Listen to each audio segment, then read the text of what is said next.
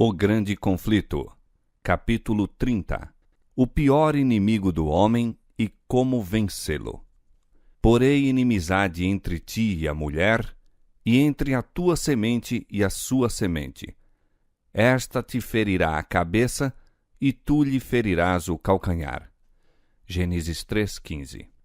A sentença divina pronunciada contra Satanás depois da queda do homem foi também uma profecia abrangendo todos os séculos até ao final do tempo e prefigurando o grande conflito em que se empenhariam todas as raças dos homens que vivessem sobre a terra. Deus declara: porei inimizade. Esta inimizade não é entretida naturalmente. Quando o homem transgrediu a lei divina, sua natureza se tornou má, e ele ficou em harmonia com Satanás e não em desacordo com ele. Não existe, por natureza, nenhuma inimizade entre o homem pecador e o originador do pecado. Ambos se tornaram malignos pela apostasia. O apóstata nunca está em sossego, exceto quando obtém simpatia e apoio, induzindo outros a lhe seguir o exemplo. Por este motivo, os anjos decaídos e os homens ímpios se unem em desesperada união. Se Deus não se houvesse interposto de maneira especial, Satanás e o homem teriam entrado em aliança contra o céu, e ao invés de alimentar inimizade contra Satanás, toda a família humana se teria unido em oposição a Deus. Satanás tentou o homem a pecar, assim como fizera com que os anjos se rebelassem, para deste modo poder conseguir cooperação em sua luta contra o céu. Nenhuma dissensão havia entre ele e os anjos caídos no tocante a seu ódio a Cristo. Ao passo que em todos os outros pontos havia discórdia, uniram-se firmemente na oposição à autoridade do governador do universo. Mas quando Satanás ouviu a declaração de que existiria inimizade entre ele e a mulher, e entre a sua semente e a semente dela, compreendeu que seus esforços para depravar a natureza humana seriam interrompidos, que por algum meio o homem seria habilitado a resistir ao seu poder. A inimizade de Satanás contra a raça humana é avivada pelo motivo de serem as criaturas humanas, mediante Cristo, objeto de amor e misericórdia de Deus. Ele desempenha em subverter o plano divino para a redenção do homem, desfigurando e corrompendo a obra de suas mãos para lançar desonra a Deus. Deseja dar origem a pesares no céu e encher a terra de desgraças e desolação.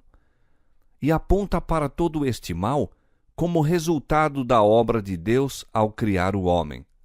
É a graça de Cristo implantada na alma que cria no homem a inimizade contra Satanás.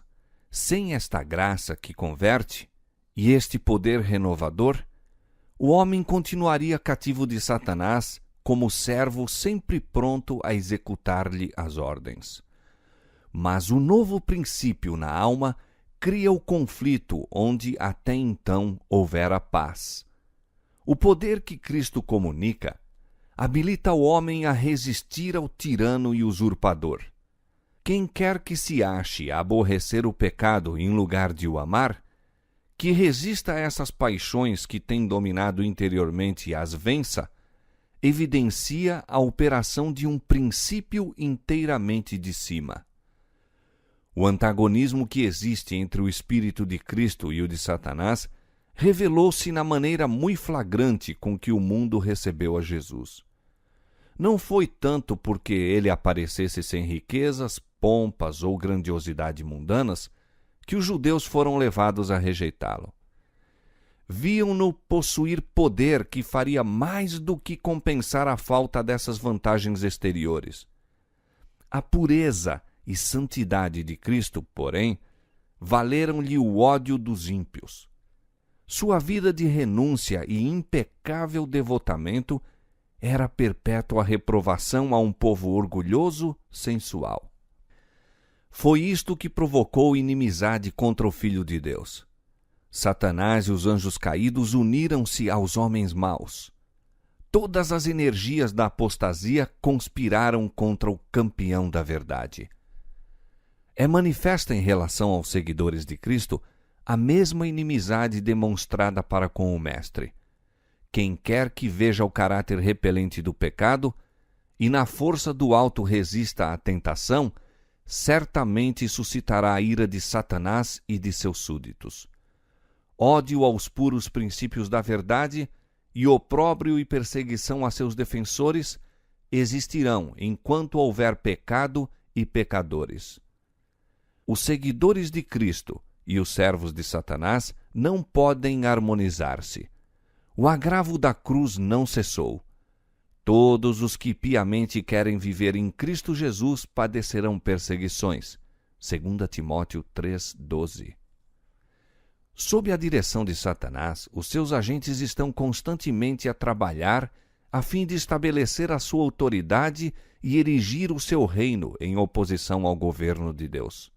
Com esse fito, procuram enganar os seguidores de Cristo e desviá-los de sua fidelidade.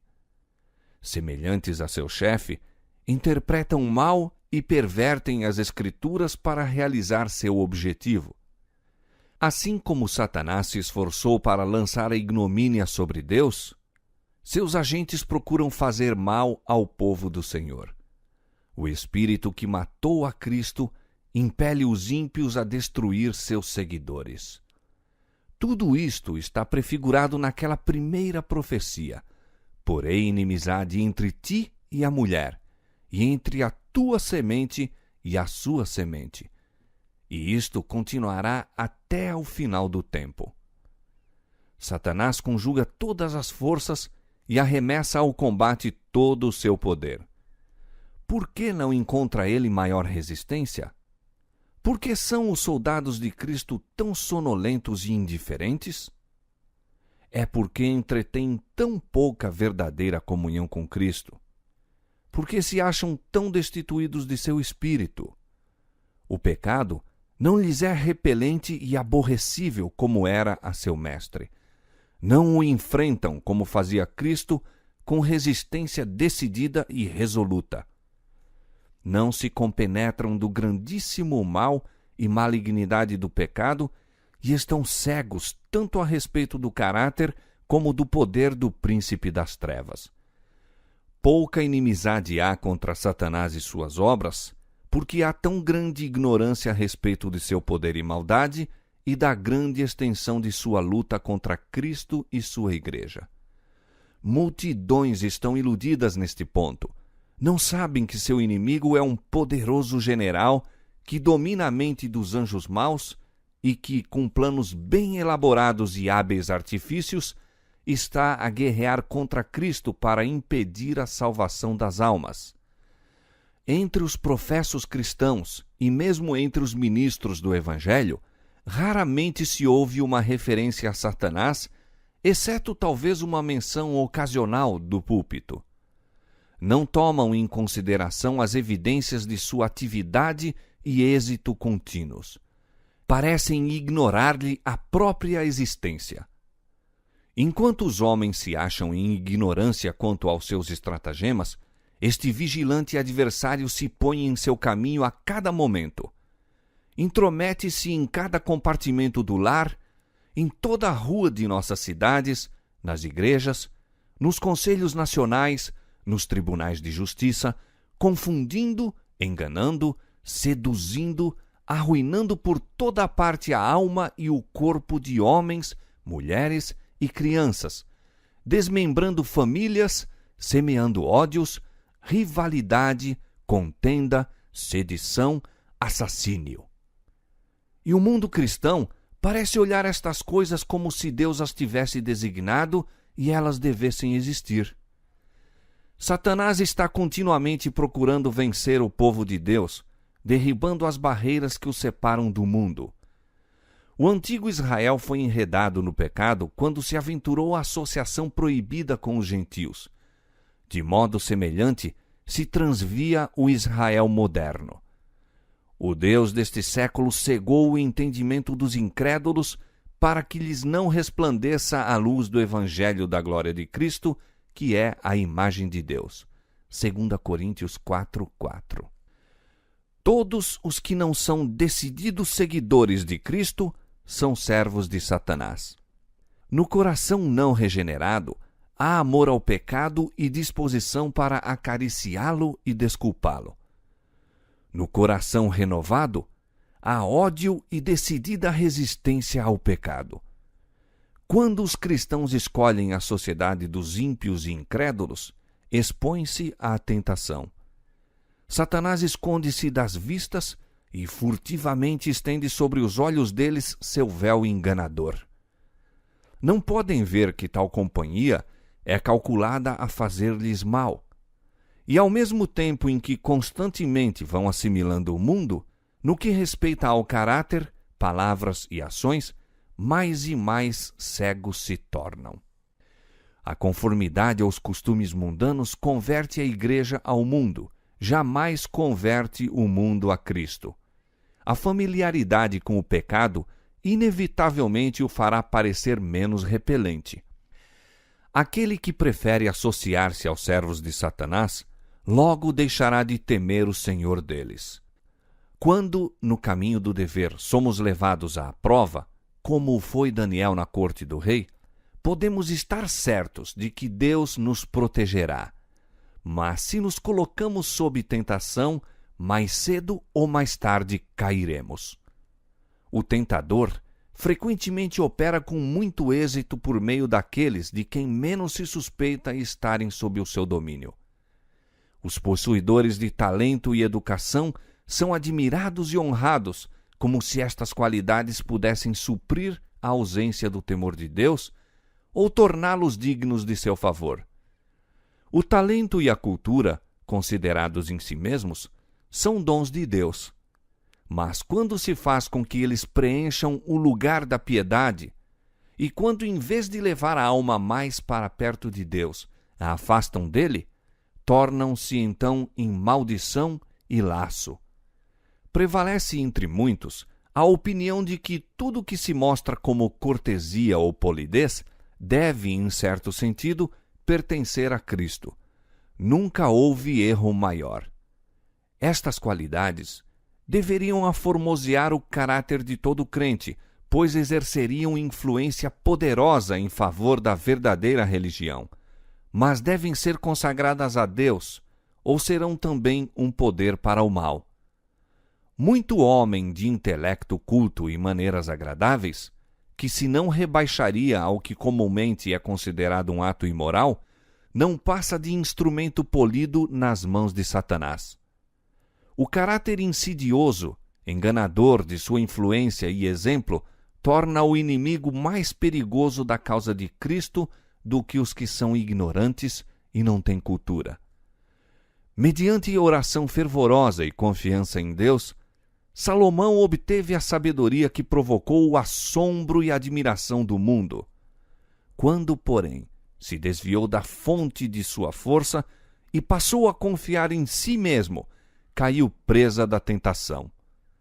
Então, as maravilhosas faculdades concedidas ao que foi o mais sábio dos reis apenas o tornaram um agente mais eficaz do adversário das almas. Conquanto Satanás procure constantemente cegar a mente dos cristãos para este fato, jamais se esqueçam eles de que não têm que lutar contra a carne e o sangue, mas sim contra os principados, contra as potestades, contra os príncipes das trevas deste século, contra as hostes espirituais da maldade nos lugares celestiais. Efésios 6:12. Através dos séculos está a soar até ao nosso tempo o aviso inspirado: sede sóbrios, vigiai, porque o diabo, vosso adversário, anda em derredor, bramando como leão, buscando a quem possa tragar. 1 Pedro 5:8. Revesti-vos de toda a armadura de Deus para que possais estar firmes contra as astutas ciladas do diabo. Efésios 6:11. Desde os dias de Adão até os nossos tempos, nosso grande inimigo tem estado a exercer seu poder de oprimir e destruir. está hoje a preparar-se para sua última campanha contra a Igreja. Todos os que procuram seguir a Jesus terão de batalhar contra este implacável adversário. Quanto mais aproximadamente o cristão imitar o modelo divino, tanto mais certo fará de si um alvo para os ataques de Satanás. Todos os que estão ativamente empenhados na causa de Deus, procurando desvendar os enganos do maligno e apresentar a Cristo perante o povo, estarão habilitados a aderir ao testemunho de Paulo, no qual ele fala em servir ao Senhor com toda a humildade de espírito, com muitas lágrimas e tentações. Satanás assaltou a Cristo com as suas mais cruéis e sutis tentações. Foi, porém, repelido em cada conflito. Aquelas batalhas foram travadas em nosso favor. Aquelas vitórias nos tornam possível vencer. Cristo dará força a todos os que a busquem. Sem o consentimento próprio, ninguém poderá ser vencido por Satanás. O tentador não tem poder para governar a vontade ou forçar a alma a pecar. Pode angustiar, mas não contaminar. Pode causar agonia, mas não o aviltamento. O fato de Cristo ter vencido deve incutir em seus seguidores coragem para combater varonilmente na peleja contra o pecado e Satanás.